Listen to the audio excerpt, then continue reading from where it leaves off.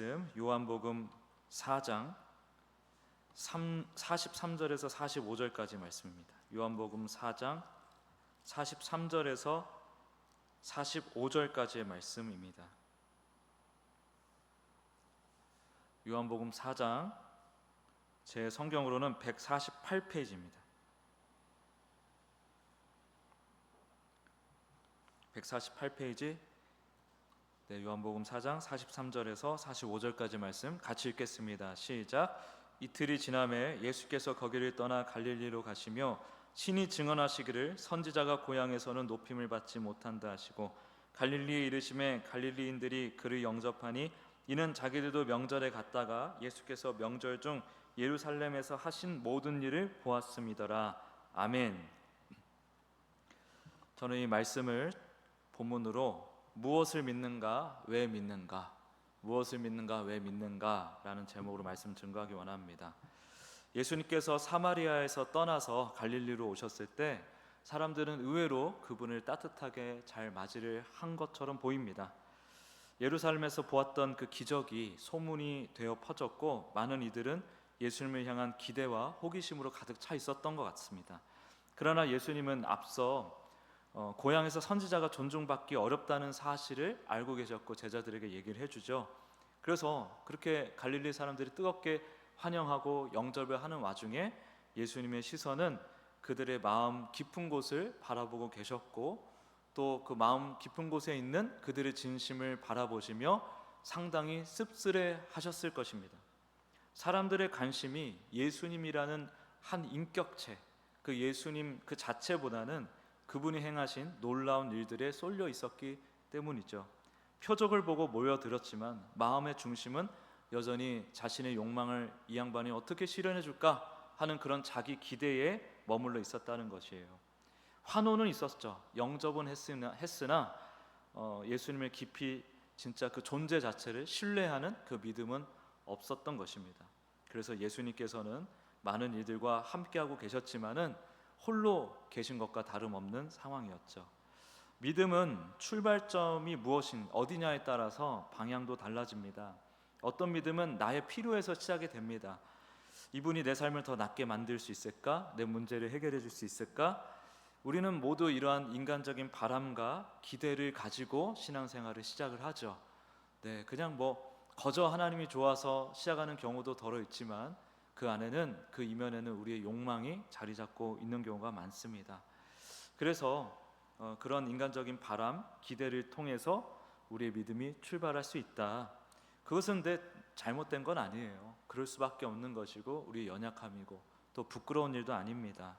그러나 그 기대가 예수님 자체보다 너무 앞서게 되면, 그러니까 그 욕심이 예수님보다 더 크게 일어나서 그 예수님을 그 욕심을 충족시켜주는 존재로 인지하기 시작하면 우리의 믿음은 늘 조건과 계산으로 기울어지기 쉽습니다. 늘 머릿속으로 계산을 하는 거예요. 우리 성도들 중에서도 그런 분들이 덜어 계시죠? 돈 내야 될 때 잘 안 내고, 그렇죠? 안 내야 될 때 돈을 막 펑펑 쓰고 그런 성도님도 있지 않습니까? 근데 그런 게 왜 그럴까 보면은 그 하나님을 계산으로 믿어서 그런 것입니다. 그런 인색한 태도들, 하나님의 일하심에 대한 인색한 태도들, 봉사, 헌신, 전도, 선교, 또 수련회 참석 이런 것도 다 마찬가지입니다. 계산하는 거예요. 이것이 나에게 어떤 이익이 있을까? 실제적인 득이 있을까? 우리는 은연중에 그런 계산을 하면서 믿음 생활을 할 때가 많이 있다는 것이죠. 또 다른 믿음의 출발은요, 순수한 예수님의 말씀에서 시작을 합니다. 사마리아 사람들을 생각해 보면 예수님의 기적을 본 것으로 예수님을 믿었던 게 아니죠. 그들이 핍박하고 괴롭혔던, 무시하고 멸시했던 사마리아 여인이 예수 그리스도를 만나서 변화되는 것을 보고 그들도 열정적으로 예수님 앞에 달려 나왔습니다. 왜냐하면 사마리아인들 중에서도 사마리아 여인이 핍박을 당하긴 했지만 사마리아인들 자체도 예루살렘 그 이스라엘 민족으로부터 핍박을 당하는 족속이었잖아요. 왜냐하면 자기네들은 여전히 예배를 사모하고 하나님의 백성이라는 인식이 있었는데 그것을 인정해주지 않는 거예요. 옛날 그 조선시대 서자처럼 그 서자의 서름이 있었던 것입니다. 그러니까 그 서름을 가지고 있었던 사마리아인들이, 그 동네 사람들이 예수님께 모여와서 그 영적인 갈급함을 해결받기를 원했어요. 그래서 나중에 뭐라고 합니까? 이제는 사마리아 여인, 네가 하는 말 때문에 내가 예수님 믿는 게 아니라 우리가 친히 예수님의 말씀을 듣고 믿게 되었다라고 고백을 하잖아요. 그래서 이 사마리아 사람들은 예수님의 말씀을 들으면서 뭘 깨달았냐면 예수님이 누구신가를 비로소 깨달았습니다. 사마리아 여인도 처음에는 그냥 이스라엘 지역에서 온 선지자 정도, 선생님 정도로만 이해를 하고 있다가 예수님과 대화하면서 이분이 그 그리스도구나, 또 실제로 예수님께서 자신의 정체를 밝히시지 않으셨습니까? 그런 걸 통해서 가장 먼저 깨달은 것이 예수님이 누구신가였어요. 그리고 이 사마리아 사람들도 예수님이 누구신가를 예수님의 말씀을 들으면서 깨닫게 된 것입니다.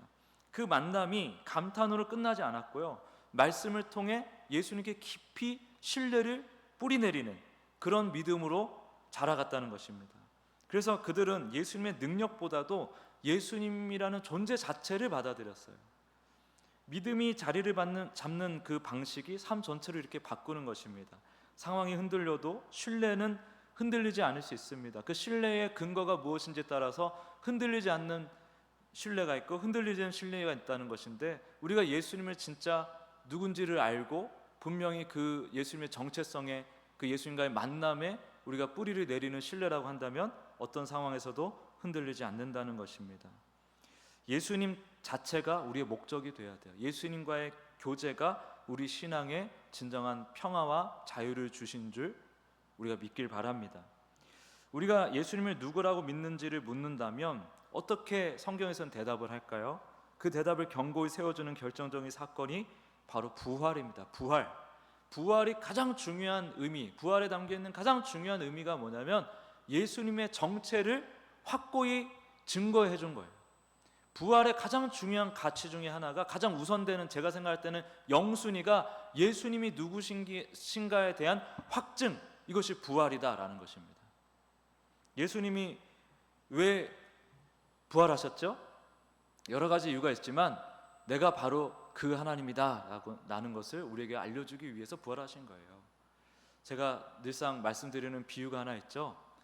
그 옛날에는 그 PC 통신이라 해가지고 천리안, 하이텔, 나우누리 이런 이제 채팅으로만 이렇게 서로 주고받았던 때가 있었는데, 대화를 나누고 교분을 트던 때가 있었는데, 그때는 이제 아직 기술이 발전을 안 해가지고 사진조차도 주고받을 수 없었던 그런 시절이 있었어요. 그런데 그 당시에는 워낙 우리가 그냥 전화밖에 모르고 살던 그런 인생을 그렇게 살다가 갑자기 생판 모르는 사람들이랑 이렇게 채팅을 통해서 만날 수 있다라는 것 때문에 그걸 통해서 막 사람들이 급속도로 막 친해지는 거예요. 온라인상에서. 그리고 친해지고 나면은 만나고 싶잖아요. 그래서 전화번호 주고받아서 이제 전화해가지고 어디서 만나자 이렇게 한단 말이죠. 근데 어디서 만나자고 했을 때 얼굴을 모르니까, 뭐 목소리나 기껏 들어봤을 정도니까 그 사람이 내가 만난 그 사람인지 어떻게 압니까? 그러니까 명동역 4번 출구 뭐 이런 데서, 우리 봉천역 3번 출구 이런 데서 만나자고 했는데 거기서 누가 나랑 만나자고 한 사람인지 어떻게 알아볼 수 있겠어요? 그러니까 알아볼 수 있는 방법은 미리 약속을 정하는 방법이 있죠. 사인을 정하는 것입니다. 그래서 내가 선글라스를 끼고 있을게, 홀펌을 하고 있을게, 옷을 막 독특한 걸 입고 있을게 해가지고 누가 봐도 그 사람이구나 알아볼 수 있는 사인을 약속을 하는 거예요. 그래서 그 사인을 보고서 그 사람이구나라는 걸 알게 되는 것입니다. 근데 예수님도 마찬가지입니다. 우리랑 이제 채팅을 하고 계셨던 거예요, 구약시대에. 근데 구약시대에 채팅하면서 우리 만나자 또 하신 거예요. 그리고 만나자 하시면서 사인도 주셨습니다. 나귀를 타고 갈 거야, 눈먼 자가 보게 될 거야, 안전뱅이가 일어서게 될 거야, 죽은 자가 다시 살아날 거야, 이런 여러 가지 사인들, 아주 구체적인 정황들, 예루살렘 입성에 대한 사인도 주셨죠. 그러니까 그 사인을 보고서 우리가 이분이 나랑 채팅했던 그 하나님이구나 라는 것을 알게 되는데, 그 사인의 아주 결정적인 사인이 뭐냐면은 그게 바로 부활이라는 거예요. 그래서 구약의 지식을 갖고 있던 제자들이 예수님의 부활을 목도하면서 그 구약의 모든 말씀이 바로 이분께로 기결되는구나, 우리에게 말씀하셨던, 구약에서 말씀하셨던 하나님이 이분이시구나 라는 것을 깨달았다는 것입니다. 예수님이 하나님이시란 사실이 분명하지 않다면 예수님이 하신 말씀을 우리가 굳이 믿을 이유가 없어요. 그래서 예수님의 정체성이 그렇게 중요한 것입니다. 예수님이 누구신가 이것을 우리가 확인하는 것이 아주 중요하다는 것입니다. 그것을 확고히 해주는 것이 바로 부활이다. 그래서 로마서 1장 4절에서 뭐라 그러냐면 성결의 영으로는 죽은 자들 가운데서 부활하사 능력으로 하나님의 아들로 선포되셨으니 라고 말씀하고 있습니다. 그러니까 부활은 기적 중에 하나가 아니라 예수님이 참 하나님의 아들이며 우리의 구주가 되시며 원래부터 창조주셨다는 것을 보여주는 실제적인 사건이라는 거예요. 증거라는 거예요. 지금 천국에 계신 팀 켈러 목사님이 이런 말씀을 합니다. 부활은 예수님이 누구신지를 결정짓는 분기점이다. 십자가에서 죽으신 분이 다시 살아나셨다면 그분의 모든 말씀은 진리다 이렇게 얘기한단 말이죠. 그러니까 예수님이 하나님이심이 확증이 되어야만 예수님이 하신 말씀이 진짜 우리에게 사실이 될 수 있는 것입니다. 나를 믿으면 죽어도 살겠고, 이제 부활에 대한 얘기잖아요. 우리의 부활을 말씀하신 거잖아요. 근데 예수님이 뭐 그냥 하나님도 아니고 그냥 위대한 역사 속의 인물이라고 한다면 우리가 그 예수님의 말씀을 듣고 나도 부활할 것이다 라고 믿을 이유가 무엇입니까? 아무 이유가 없는 것이죠. 우리가 예수님을 믿는다는 것은 그렇게 확실한 예수님의 정체성을 기대서 믿는 것이지, 그냥 예수님의 아름다운 행적, 우리를 위해서 죽으셨대 막 눈물 줄줄 흘리면서 그런 감정적인 접근으로만 믿는 게 아니라는 거예요. 분명한 증거가 있고 분명한 논리적인 사실이 있습니다. 하나님께서 우리의 이 연약함을 어떻게든 도와주시기 위해서 아주 촘촘하게 믿지 않을 수가 없는 그런 근거들을 이렇게 예비하셨다 이 말이에요. 근거들을 쫙 펼쳐주고서 또 안 믿는 자들은 얼마나 고집스러운 자인 겁니까? 예수님의 부활은요, 예수님이 하신 말씀에 신뢰를 가지게 도와줍니다. 근데 굳이 예수님이 하신 말씀에만 신뢰를 부여해 주는 것이 아니라 이 예수님이 누구라고 했죠? 바로 구약 시대에도 우리를 향해서 말씀하셨던 그 하나님이십니다. 그래서 구약의 말씀도 하나님의 말씀이라는 것을, 예수님의 말씀이라는 것을, 또 이 모든 이 성경의 주인공이 예수님이며 이 모든 역사의 주인공이 예수님이라는 것까지도 우리는 믿게 된다는 거예요. 우리의 믿음은요, 교훈을 따르는 게 아닙니다. 예수님이 이렇게 했으니, 성경 속의 인물이 이렇게 했으니 우리 그거 따라하자, 잘 해보자, 그런 교훈을 넘어서는 거예요. 살아있는 하나님, 진리와의 만남인 것입니다. 수많은 철학자, 종교가들이 이 진리를 찾기 위해 부단히 애를 쓰고 머리를 굴렸으나 알 수가 없었어요. 찾을 수가 없었어요. 그리고 성경 속의 구약의 인물들 같은 경우는 그렇게 하나님과 정말 대면하고 하나님의 그 구원의 은혜를 실제적으로 누리기를 소망했으나 아무도 누리지 못했습니다. 율법의 시대에 허용된 자들이었기 때문에. 이게 얼마나 놀라운 은혜인지를 우리가 깨달아야 되는 거예요. 참 진리 대신, 아무리 찾아도 찾을 수 없는 그 참 진리 대신 예수님과 내가 인격적인 교제를 나누고 있다. 이것은 정말 어마어마한 은혜인 거예요. 부활은 단순한 위로가 아니라 믿음의 뿌리를 실제 그 사건 위에 내리는 사건이에요. 예수님의 정체성에, 예수님이 하나님이시다라는 사실에 우리의 믿음을 뿌리내리게 하는 사건인 것입니다. 부활. 그래서 그렇게 부활을 근거로 십자가를 보면 그 십자가에 누가 달리신 거예요? 바로 하나님이 죽으신 것이죠. 부활을 통해 봐야 되는 것입니다. 그냥 어떤 이순신 장군이 우리 위해서 희생하셨대, 이런 맥락으로 십자가를 바라보시면 안 된다는 거예요. 그래서 그렇게 부활을 통해 십자가를 보니 나를 위해서 죽으신 예수 그리스도가 나에게 확증이 되지 않습니까? 그 예수님의 정체성과 그 예수님께서 우리를 위해 하신 그 십자가 사역을 통해서 우리는 흔들림 없는 믿음을 가질 수가 있다는 것이죠. 우리 모두는 주님께 많은 것을 구합니다. 삶의 평안, 건강, 회복, 관계, 문제 해결, 이런 것들은 자연스러운 것이고 주님은 우리의 필요를 아시는 분이십니다. 그러나 그 모든 구함의 중심에 주님이 있는지, 예수님이 있는지를 우리는 늘 살펴봐야 한다는 거예요. 어떤 철학자가 있어요. 제임스 K.A. 스미스라는 유명한 또 철학자 중에 한 명이 있습니다. 이분은 이제 기독교 철학자라고도 할 수 있는데 그분이 이렇게 얘기를 합니다. 우리는 이성적 존재라기보다는 욕망하는 존재다. 그리고 우리는 우리가 사랑하는 것을 향해 살아간다. 사랑하는 것을 위해 살아간다라고 얘기를 합니다. 믿음도 마찬가지예요. 우리가 무엇을 가장 간절히 바라는지를 보면 우리의 신앙이 어디에 뿌리 내려 있는지를 알 수가 있습니다. 진짜 믿음은 무엇을 간절히 바랄까요? 바로 예수 그리스도를 바란다는 것입니다. 그게 믿음, 진짜 믿음이에요. 근데 예수님을 바라는 게 아니라 예수님을 믿음으로 인해서 바라는 척함으로 인해서 떨어지게 될 어떤 무언가를 더 크게 기대하고 있다면 아직 그 사람은 믿음이 영글지 않은 거예요. 네, 아직 그 믿음이 실체에 다가가지 못한 상태라고 볼 수 있습니다. 신앙의 깊이는 우리가 구하는 것만이 아니라 그 구함 속에서 예수님을 얼마나 사랑하고 있는가에 달려 있는데, 그 예수님을 얼마나 사랑하는가는 예수님을 또 얼마나 깊이 이해하고 깨닫는가에 달려 있어요. 그 이해하고 깨닫는가는 예수님을 얼마나 잘 만나고 있는가에 달려 있는 것입니다. 근데 이 모든 과정이, 제가 전제를 계속 깔잖아요. 우리가 진리를 찾고자 하면 찾을 수 있느냐? 없다 이 말입니다. 다 실패했다 이 말이에요. 모든 종교가 철학자들 다 실패했어요. 진리를 찾되 그게 뭔지를 몰랐단 말이죠. 저기 진리가 있는데 어렴풋이 희끄무레하게 얘기만 했지 그 진리가 무엇인지를 만나지도 못했습니다. 짐작도 못했습니다. 그냥 대충 때려잡았어요. 그냥 때려 맞췄어요. 근데 다 틀렸죠. 그러니까 우리는 하나님을 알 수 없다라는 전제를 우리가 받아들인 상태에서 이 모든 주님을 알게 되고 교제하게 되고 주님을 이해하게 되고 깨닫게 되고 주님의 사랑을 누리게 되고 또한 그것에 대한 반응으로서 주님을 찬양하고 사랑하는 이 모든 과정이 전적인 하나님의 은혜라는 것을 우리가 깨달아야 되는 거예요. 우리는 주님이 얼마나 소중한 분인지를 깨달아야 됩니다. 깨닫는 은혜를 구하고 또 누려야 됩니다. 그것을 구해야 돼요. 예수님은 무한하신 분인데 우리가 120년이 우리 수명이라고 한다면 태어날 때부터 120살까지 예수님을 구하고 새롭게 깨달아도 모자릅니다. 그 시간이.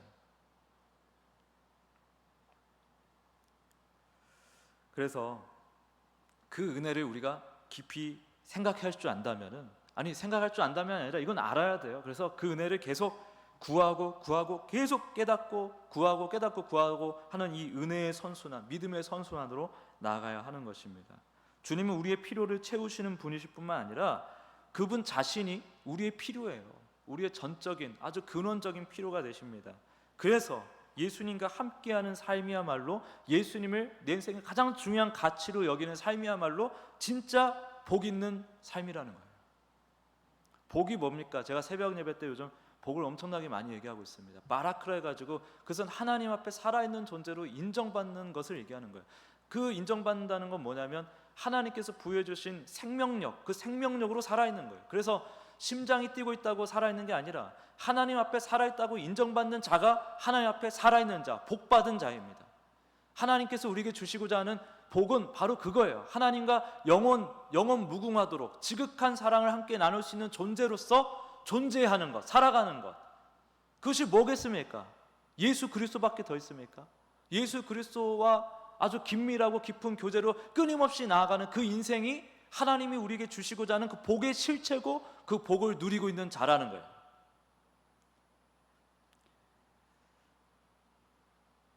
우리는 너무나 쉽게 성공과 실패를 규정짓는 조급함이 있습니다.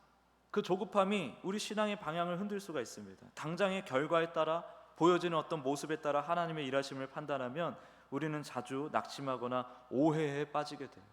우리 한국인들이 얼마나 열심입니까? 그래서 많은 분들이 얼마나 열심히 헌신했습니까? 사역자로 뛰어들고 선교사로 뛰어들고. 근데 그 중에 무사히 끝까지 사역을 잘 하는 사람들도 있지만은 상당수가, 제가 경험했던 상당수가, 저도 그런 과정을 겪었고요, 상당수가 중간에 섣부른 이 조급함의 함정을 벗어나지 못하고 그 인생에서 깊은 공허와 좌절을 느끼고 사역의 길을 떠난 자들이 정말 많습니다. 제가 아는 선교사님들도요, 지금은 선교를 안 하고 있지만 상당수 많은 분들이 그냥 연탄재가 돼가지고 그냥 학을 떼는 거예요. 교회라면 학을 뗄 정도로 선교사로 막 주를 위해 죽으려 하면서 나가셨던 분들이 중동으로 막 나가고 러시아 이런 데 나갔던 분들이 거기서 완전히 다 고갈이 돼가지고. 왜 고갈이 됐을까? 이 복음의 이 섭리적인 은혜를 깨닫지 못하고 계속 우리의 어떤 죄된 생각, 인과적 한계에 갇힌 이런 판단 기준으로 하나님의 은혜를 잡고 재단하고 하는 그것을 아무도 얘기를 해주지 않았던 거예요. 그냥 우리가 똑바로 하면 잘하는 거고 잘못하면 못하는 거고, 판단 기준이 나의 행위, 우리가 가지고 있는 철학적인 기준, 인과율적 사고에 있다 보니까 계속 그 여러 가지 환경 가운데 조금이라도 흔들리면은 특별히 더 잘하고 싶은 사람일수록 자기 자신을 더 정죄할 수밖에 없는 그런 함정에 빠지게 되는 것입니다. 조급함의 함정. 그러니까 예수님이 진짜 진리고 그분 안에서 우리가 여유를 가지고 하나님의 일하심을 기대하면서 한 걸음 한 걸음 나아가는 그 과정으로 나아가야 되는데, 그게 아니라 계속해서 내가 지금 잘하고 있나, 100점짜리인가 70점인가 50점짜리인가, 그거 사실 하나님이 중요하게 여기지도 않는데 그거에 빠져가지고 계속 점수 매기다가 지치고 나가 떨어진다 이 말이에요. 함정이죠, 함정. 주님은 우리의 눈에 보이는 성취 이런 거에 사실 관심이 없어요. 주님의 그림은 우리 100년짜리보다 훨씬 큰 그림입니다. 영원의 그림이, 영원의 차원의 그림이에요. 무한한 크기의 그림입니다. 그래서 우리의 어떤 성취 그런 것보다도 주님께서 중요하게 여기시는 것은 예수님과 함께 걸어가는 삶 그 자체를 중요하게 여기신다는 거예요. 예수님과 함께하는 그 삶을 중요하게 여기신다는 거예요. 그걸 깨달아가는 그 인생을 귀하고 기특하게 여기신다는 것입니다. 점수 매기는 거 지긋지긋해요. 그러니까 자꾸 우리가 은혜 얘기하면서 또 율법주의 빠지고 또 공로주의로 빠지고 또 종교주의로 빠지는 것입니다. 자꾸 함정에 자꾸 빠지는 거예요. 우리가 함정을 미리 파놓고 스스로 빠지는 셈인 것입니다. 예수님을 믿기 어려운 이유는 이러한 또 우리의 연약함도 있지만은 또 시대적인 사상과 철학이 또 우리에게 영향을 주기도 해요. 현대 사회는 굉장히 많은 사상적인 흐름이 흐르고 있습니다. 우리 강도 보면 큰 강일수록 그 상류에서부터 여러 갈래들이 이렇게 합쳐서 이렇게 한 강으로 이렇게 흘러가는 거잖아요. 그러니까 그런 여러 철학의 지류들이 지금 이 현대의 강을 이루고 있어요. 포스트 모더니즘 뭡니까? 절대 진리를 부정하죠. 절대성. 모든 공적인 가치를 다 무너뜨리고 모든 가치는 상대적이라 주장합니다. 이는 신앙의 확신을 막 흔들고 공동체적인 신앙의 기반을 약화시킵니다. 왜?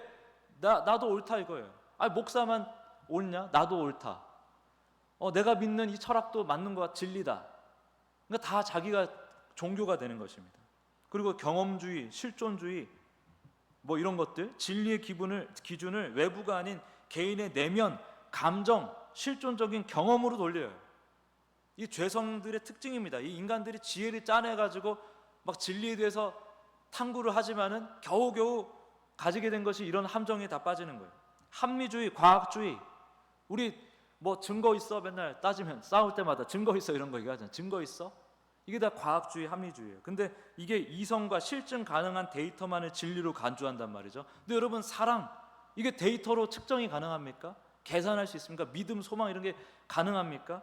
근데 이런 합리주의, 과학주의가 이런 신앙의 영역까지 침범을 해가지고 하나님의 계시, 그 초월적인 그런 임재까지도 부정을 하게 만들어요. 이런 철학적인 흐름이 현대인을 자기 중심성, 그 이기주의, 그리고 실존적인 불안, 늘 불안할 수밖에 없어요. 늘 불안해요. 나를 지탱해 주는 게 아무것도 없으니까, 다 해체되어 있으니까 혼자서 사막 한가운데서 그냥 버티고, 그냥 북극 한가운데서 버티고, 그런 식의 인생을 살게 되는 것입니다. 신앙을 관계가 아닌 선택 가능한 의견 전도로 막 축소시키고 사적인 영역으로 막 몰아붙여서 우리의 신앙적인 열심, 선택을 그것을 굉장히 그냥 개인적인 취향 정도로만 이렇게 전락시켜버리고, 리퀴드 모더니티를 해가지고 액체 그 모더니즘이라고 하죠. 이게 뭐냐면은 고정된 질서, 정체성 이런 걸 다 무시한다는 뜻입니다. 질서가 다 무너뜨린다는 거. 우리가 적극적으로 질서 필요 없어 하면서 무너뜨린다는 뜻이에요. 그리고 노마디즘, 제가 예전에 이렇게 한번 소개한 적이 있습니다. 노마디즘 뭐냐면 끊임없이 떠난다는 거예요. 사람들이 한 곳에 못 머무른다는 거예요. 우리 교회도 보십시오. 그 교회를 옮기는 걸 아주 우습게 알아요. 그냥 조금 버스 한번 더 타면 올 수 있는 그런 거리인데도 그냥 쉽게 그냥 교회를 떠나잖아요. 그게 노마디즘이에요. 노마디즘. 이런 식으로 우리에게 영향을 미치는 현대 철학도 있죠. 또 종교적인 영향도 있죠. 불교 같은 거 어떡합니까? 개인의 깨달음, 막 그 고통을 소멸시키고 막 해탈의 길 이런 거 얘기를 하는데, 결국에는 초월적인 인격과의 관계를 이렇게 아예 무시를 하죠. 스스로 진리에 이를 수 있다라는 헛된 희망을 계속 부추기면서 자기네들이 이 주어진 삶 안에서 그게 해결할 수 없다는 것을 알고 그러는지 모르고 그러는지 모르겠지만, 그러니까 그 진리로 우리가 해탈하는 그 과정을 영겁이라는 시간으로 그냥 늘려버렸어요. 그 시간을 무한대로 늘려가지고 인간이 죽었다 깨났다 죽었다 살아났다 죽었다 태어났다 하면서 그냥 무한하게 그렇게 살다가 언젠가 한번 진리 저기 해탈하겠지, 여기서 벗어나겠지, 이런 식의 아주 무책임한 얘기를 한단 말이에요. 불교 진리가 아주 말만 번지르하지 굉장히 무책임한 얘기거든요. 그 얘기들이. 또 힌두교 막 수많은 신들에 대한 다양성, 이게 다 우리 지금 철학과 다 연결되어 있습니다. 다 이렇게 보면은 다 한 통 속에 한 가족이에요. 윤회 사상 이런 것도 힌두교에서 나오긴 했는데, 개인의 존재에 대한 확정된 구원의 개념이 뭐예요? 힌두교는 뭘 얘기하냐면은 그 사바하, 그 어떤 원초적인 세계가 있단 말이에요. 하나의 세계. 그 세계에 이렇게 흡수되는 거를 저기 구원이라고 생각을 해요. 예. 그걸 어떤 또 용어가 있는데 제가 까먹었어요. 아무튼 그게 뭐냐면 내 인격이 그냥 사라지는 거, 그냥 우주와 하나 되는 거, 우주와 하나 되는 거. 그거 뭡니까? 나의 인격이 없다는 거, 그냥 아무것도 아니라는 거예요. 이슬람은 어때요? 이슬람은 인간이 만들어낼 수 있는 최고의 신적 개념을 만들어 놓은 다음에 절대적인 계율과 막 복종을 강조하면서 그 하나님, 그 알라와 인간의 그 인격적인 관계보다는 율법적인 순종을 굉장히 강조를 하잖아요. 그러니까 알라 말이라고 하면, 혹은 선지자 말이라고 하면은, 마호메트 말이라고 하면은 사람을 죽여도 되고 테러를 해도 되고, 그러니까 이런 식으로 막 빠지지 않습니까? 그러니까 이런 종교적 철학적 배경들이 모두 인간의 문제를 해석하고 해결해 보려고 하지만은 안 돼요. 안 되는데 이런 것들이 우리 인생을 얼마나 지대하게 영향을 끼치는지 모릅니다. 그 영향을 끼치는 결과가 뭐냐? 예수님을, 심지어 이 교회 안에서조차 우리 믿는 자들에게 끼치는 영향이 뭐냐? 예수님을 나의 유익을 위한 도구로 여기게 한다, 이 말이에요. 팀 켈러 목사님이 왕의 십자가라는 책에서 이렇게 얘기합니다. 부활은 인간이 구성한 어떤 서사보다 더 위대한 하나님의 이야기며 인간의 소망과 상상을 초월한다. 예수님의 부활은 인간이 정의한 진리, 구조, 욕망의 한계를 뚫고서 우리에게 새로운 삶의 가능성과 실제 대신 진리를 우리에게 안겨다줘요. 예, 부활을 통해 우리는 예수님을 만나는 은혜, 그 예수님과 동행하는 은혜를 더 확고히 할 수가 있습니다. 그래서 여러분, 이 부활을 늘 주목하십시오. 예수님의 부활을 늘 묵상하십시오. 그것이 어떤 의미인가, 그것이 왜 나에게 중요한가를 늘 생각하는 믿음이길 바랍니다. 그래야 우리가 그 부활하신 예수님을 통해서 이게 성장하는 우리의 믿음이 흔들리지 않을 수가 있게 되는 거예요. 자, 예수님이 갈릴리 사람들의 미성숙한 그런 상태를 아셨죠. 예, 사마리아 사람들과는 좀 다른 그 자기네 입속을 차리기 위한 예수님 이용해 먹기, 그 심보를 사실은 아셨을 거예요. 그 연약함을 아셨을 거예요. 기적을 바라면서 다가오는 그들의 계산된 마음을 보셨을 겁니다. 그러나 중요한 것은 예수님이 그들을 배척하거나 외면하지 않으셨다는 거예요. 오히려 그들 가운데 머무시고 또한 말씀하셨습니다. 이게 우리에게 무슨 말씀을 하는 거냐면, 주님은 우리의 믿음이 완벽하기를 바라신 분이 아니라는 거예요. 우리의 믿음이 완성되기를, 우리가 알아서 완벽한 믿음을 주 앞에 갖다 바치기를 이렇게 원하는 분이 아니라는 거예요. 우리의 불안, 조급함, 이해되지 않는 부분들, 여러 사상과 철학과 종교의 영향, 그다음에 우리의 죄성, 인과적 사고의 한계, 이런 것들 가운데 우리는 파묻혀 있는 인생일 수밖에 없습니다. 그런 연약함을 긍휼히 여기시고 우리를 찾아오시고 우리에게 말씀하시고 그 구렁텅이, 그 늪에 깊이 빠져있는 우리를 건져내 주시는 주님이시라는 것입니다. 그러므로 우리가 해야 될 일은 막 어떤 우리의 행실과 믿음을 막 우리가 잘 만들어가지고 주님께 갖다 바친다, 이런 개념이 아니라 나에게 이미 찾아오신 예수님을 계속해서 그분 앞에 정직하게 우리가 나아가는 거예요. 정직하게 나아가는 거예요. 그게 우리가 해야 될 일인 것입니다. 우리는 완벽하지 않아요. 하지만 진심으로 주님을 구할 수는 있지 않습니까? 예.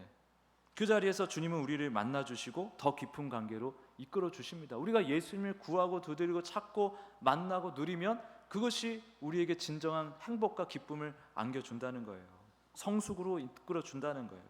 우리는 종종 갈릴리 사람들과 닮은 모습으로 주님 앞에 설 수밖에 없는 존재들이에요. 주님 앞에 그렇게 자주 섭니다. 삶의 어려움과 간절한 바람을 가지고 주님께 나아가죠. 어떤 마음으로 주님 앞에 나아가든 주님은 그런 우리를 거절하거나 외면하지 않으시고 받아주십니다. 그러나 중요한 것은 그 자리에 머물게 하지는 않으신다는 거예요. 그렇게 내 소원에 함몰된 상태로 머물게 하지는 않으신다. 우리로 하여금 예수님을 더 깊이 신뢰하고 예수님을 더 깊이 사랑할 수 있는 그 자리까지 계속해서 인도해 내신다는 사실을 기억해야 됩니다. 그래서 우리가 돌아봐야 돼요. 내 기도 제목이 그 수준에 머물러 있는가? 그런 인과적 사고, 초등학문에 머물러 있는가를 늘 우리가 점검해 봐야 되는 것입니다. 그래서 예수님께서 뭐라고 말씀하십니까? 그의 나라와 의를 먼저 구하라고 하지 않습니까? 그게 바로 예수님 구하라는 뜻이에요. 예수님과의 만남을 사모하라는 뜻입니다. 믿음의 핵심은 무엇을 얻는가가 아니라 누구를 믿는가, 내가 믿는 분이 어떤 분이신가에서부터 출발해야 합니다. 예수님이 누구신지를 아는 것, 그리고 예수님의 그 능력을 넘어서서 예수님의 그 존재 자체를 우리가 굳건히 신뢰할 때 우리는 진정한 자유와 기쁨을 누리게 되는 것입니다. 그것은 거래가 아니라 관계입니다. 관계. 거기서부터 나오는 여러 가지 물질적인 유익 같은 거는 하나님이 보너스로 주시는 선물이에요. 보너스예요. 그건 다. 자꾸 보너스에 목매달면 안 됩니다. 본질을 붙들어야지 보너스에 자꾸 목매달면 안 돼요. 오늘도 주님은 우리 각자를 부르고 계십니다. 그리고 우리는 이미 예수님과 함께 가는 여정에 지금 우리는 다 있잖아요.